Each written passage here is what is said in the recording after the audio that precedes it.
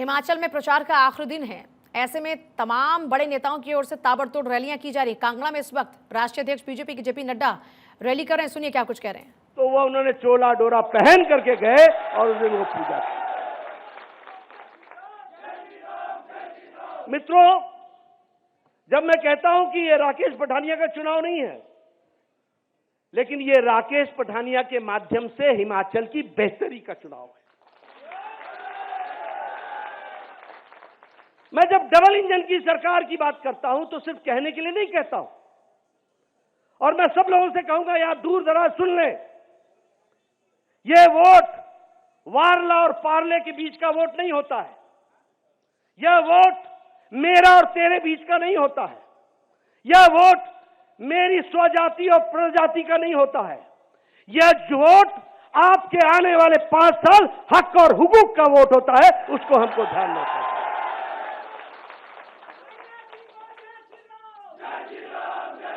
और इसीलिए मैं बताना चाहता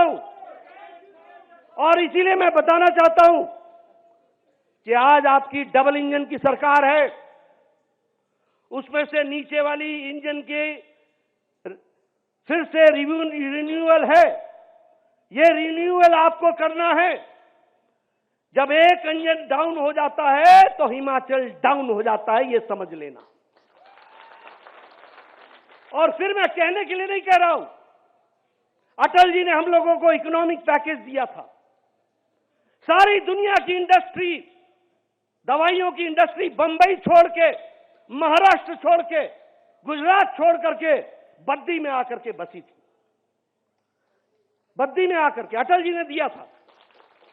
लेकिन आपने एक गलती की, आपने बाद में वीरभद्र जी की सरकार बना दी। वीरभद्र जी की सरकार बनाई, पंजाब ने कहा कि हमको पैकेज नहीं मिला, हरियाणा ने कहा हमको पैकेज नहीं मिला, और हिमाचल का पैकेज भी छीन लिया गया। यानी देना तो छोड़ो, लेना जानते थे। मैं आपको याद दिलाना चाहता हूं, अटल जी ने हमको 2002 में यह सुरंग दी थी, टनल, इसका शिलान्यास किया था, जो लेह को जोड़ती थी, जो लाहौल स्पीति को जोड़ती थी। 10 किलोमीटर की टनल थी।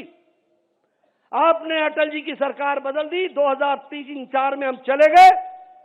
2004 से 2014 तक टनल वहीं की वहीं खड़ी रही। 2005 में अटल जी आए थे।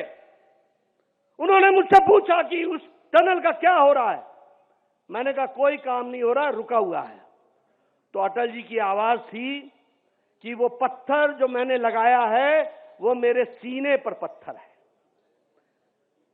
2014 में मोदी जी फिर से प्रधानमंत्री बने और 2016 में 10 किलोमीटर की टनल 2 साल के अंदर बना करके समर्पित कर दी। ये हमको समझना चाहिए।